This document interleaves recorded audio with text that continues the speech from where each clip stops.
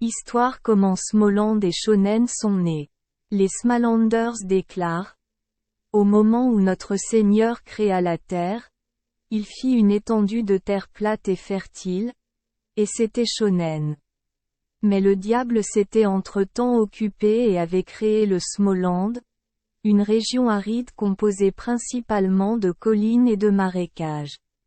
Lorsque notre Seigneur l'a vu, cela lui a semblé très désespéré, et il a répandu dessus les morceaux de terre qui restaient dans son tablier et a créé les Smalanders.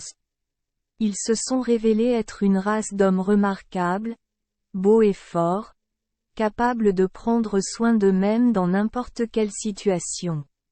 On dit encore aujourd'hui que si vous prenez un Smalander et que vous le déposez sur un rocher dans la mer, il parviendra quand même à se sauver. Mais entre-temps, le diable était descendu à Shonen et avait créé les gens qui y vivent. C'est pourquoi ils sont si lents, vantards et serviles. Mais les habitants de Shonen disent: un jour, alors que notre Seigneur et Saint-Pierre marchaient ensemble, ils entendirent un terrible bruit dans une forêt.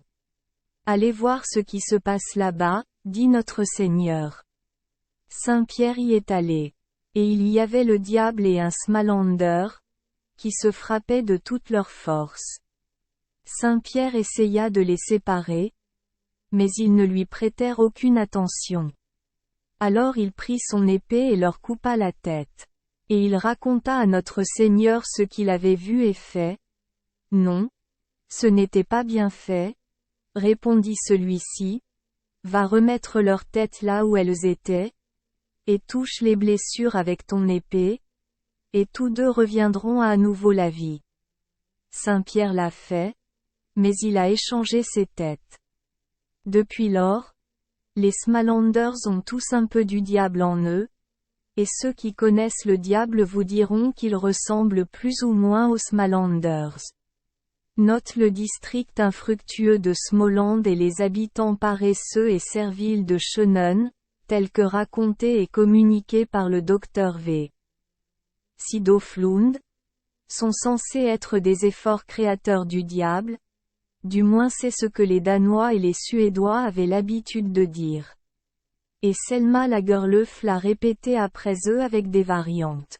Mais les habitants de Shonen n'ont pas perdu de temps pour inventer une relation étroite entre les Smalanders et le diable.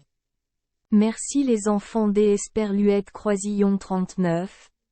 Avoir écouté des contes de fées au jour Esperluette Croisillon 39. 8. Espérons que les histoires apporteront aux enfants des moments heureux et significatifs.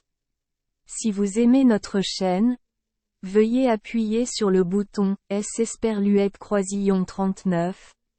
Abonner, pour ne manquer aucune histoire intéressante.